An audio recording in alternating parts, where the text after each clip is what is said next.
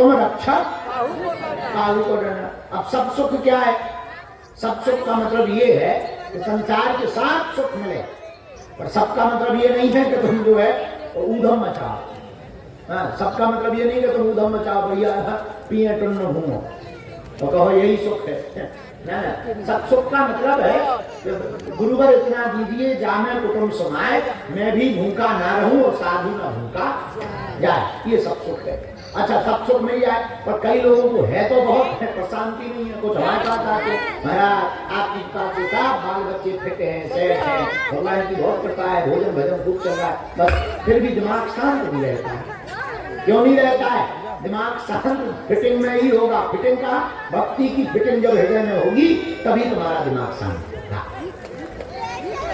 इसलिए आज से आप लोग सदा सदा के लिए एक बात बताओ, तुम्हें दरबारों में भटकना है क्या? तुम्हें धक्के खाने हैं? जवाब दो, क्या दरबारों में भटकना है? धक्के खाने हैं? नहीं। तो जीवन भर के लिए कौन कौन हनुमान जी का होना चाहता है?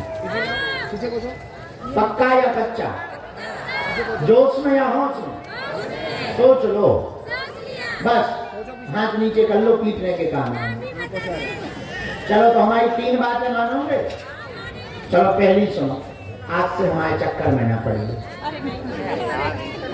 हम तो गांव के आदमी है, सीधे साधे आदमी है, गले भी जैसे सीधे, अनपढ़ गवार आदमी, हमारे चक्कर में कहाँ पड़े? पढ़ना ही है तो जिन बालाजी के चक्कर में हम पड़े, तुम भी उन्हीं बालाजी के चक्कर में पड़ जाओ। दूसरी बात मानोगे? कह दो हाँ। लहसुन प्याज मांस मदिरा बंद करके महीने में एक बार, 2 महीने में एक बार धाम की पेशी शुरू कर दें। हाँ। और तीसरी बात मानोगे? जब भी उनके सामने जाया करो, खड़े होकर के कह दिया करो, बहुत भटक लिया, बहुत माथा रगड़ लिया, अब तो घर वाले भी उल्टा सीधा कहने लगे हैं, आज से तुम हमारे तो हम तुम्हारे, अब तुम जानो तुम्हारा काम जाने। बस उसके बाद देखो, हमें और तुम्हें हनुमान जी की, सन्यासी बाबा की शक्तियां नहीं दिखाई दे रही ना, पर उन्हें हम तुम दिखाई दे रहे।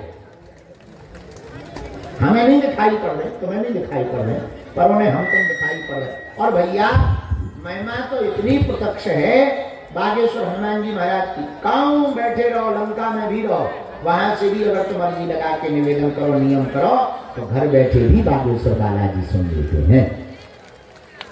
आज का दरबार हम रात्रि काल का शुरू कर रहे, सबको नियम पता ही है, बीच में कोई बोलेगा नहीं, बीच में कोई उठेगा नहीं, जिन्हें बुलाया जाए वो आएंगे, पर्चा को ध्यानपूर्वक पढ़ेंगे, अंधविश्वास में बिल्कुल भी नहीं, धाम पर किसी को अपना विषय अपने बारे में नहीं बताएंगे, जो आपका विषय हो उसका उत्तर पर्चे पर पहले से ही लिख दिया जाएगा, जो लिखा जाएगा, जो पूछोगे वही पाया जाएगा।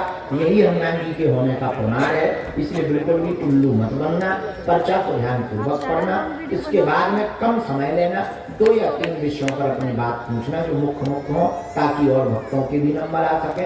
हाँ, पूछना वही जो तुम सुन पाओ, हमें बोलने में कोई दिक्कत नहीं है, और हमारी रेलगाड़ी में ब्रेक नहीं है।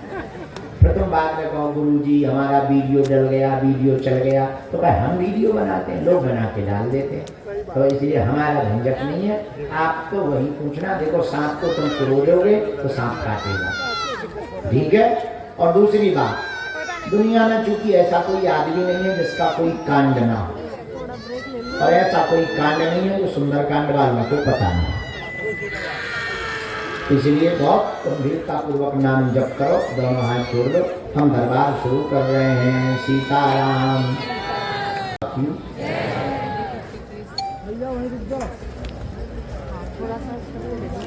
जी।